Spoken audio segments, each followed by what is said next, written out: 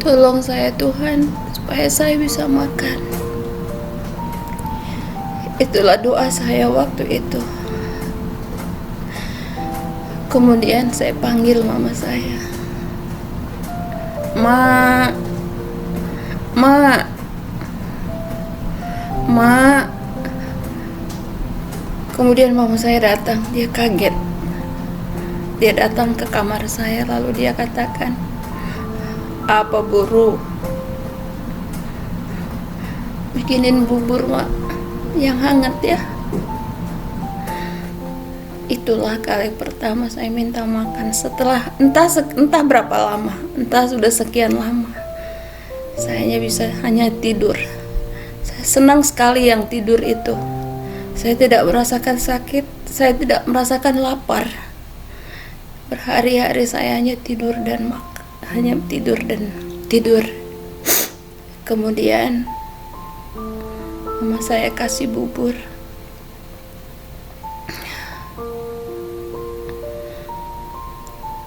Waktu pertama kali saya masukin bubur itu, saya muntah. Saya coba lagi, muntah lagi. Akhirnya Tuhan kasih saya akal.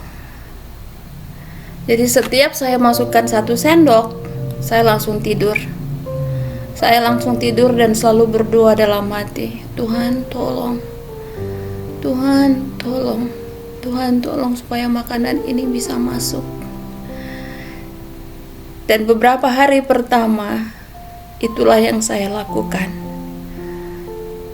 Saya makan 1 sendok, lalu saya balik tidur dan saya makan di tempat tidur.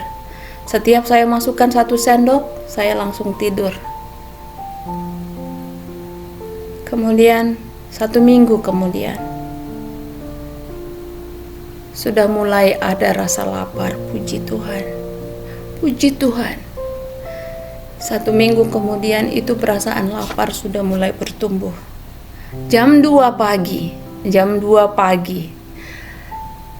Saya tidak tahu itu jam 2 pagi. Jadi itu pas masih malam. Saya bilang, "Ma, lapar."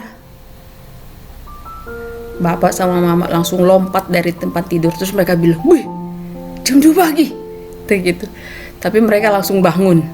Jadi mereka itu merasa suatu kebahagiaan besar. Saya sudah minta makan, saya sudah merasa lapar, dan saat itu saya bisa makan 4-5 kali 1 hari untuk makan.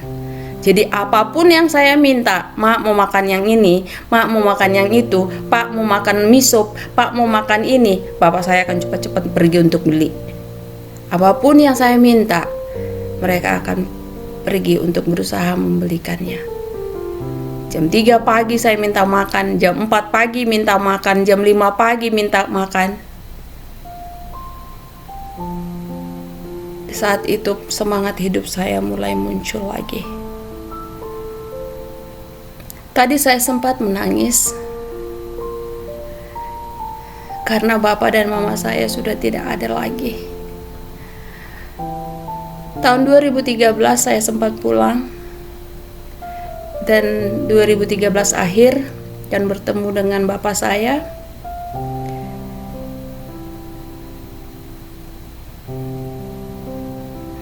Tapi 1 minggu sebelum saya kembali ke Amerika, bapak saya meninggal.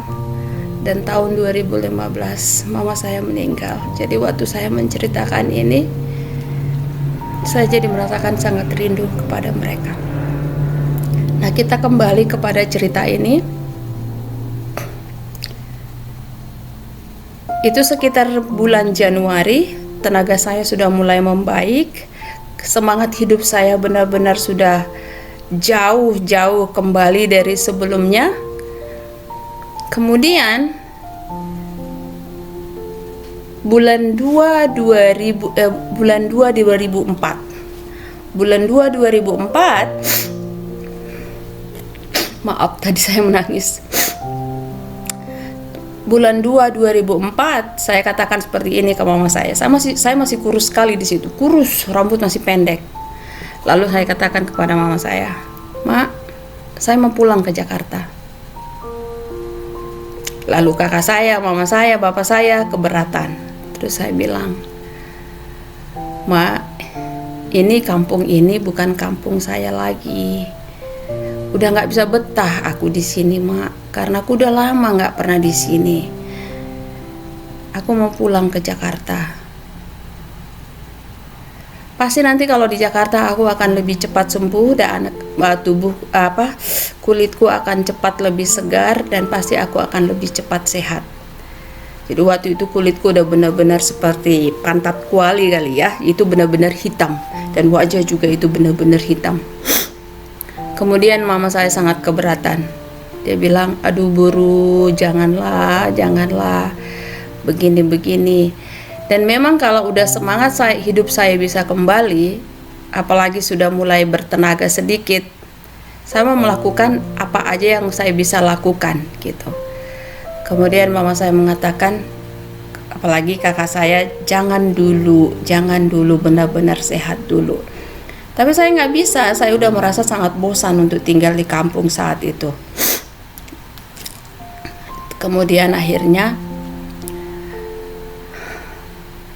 tapi terus mama saya mengatakan, "Ya udah, kalau kamu harus ke Jakarta, mama harus ikut juga. Jadi bapakmu harus tinggal, aku harus bersama kamu," kata mama saya. Kemudian saya kata, "Ayo." Jadi kita pergi ke Jakarta, singkat cerita kita balik ke Jakarta.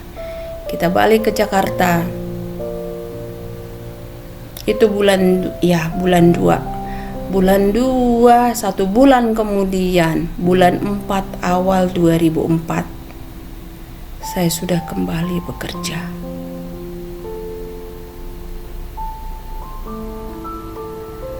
Pada waktu saya kembali bekerja, itu juga di perusahaan asing, di kantor Sisingamangaraja.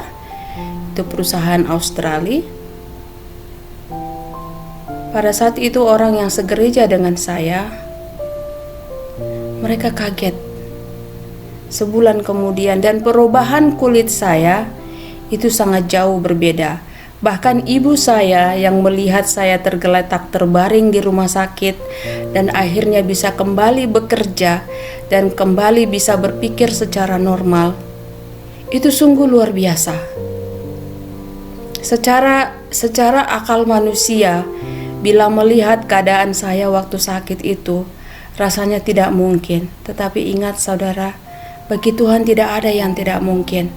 Seperti kata dokter itu, kepala dokter yang menangani saya pada saat ada di rumah sakit Horace Insani, "Jangan pernah patah semangat, jangan patah semangat."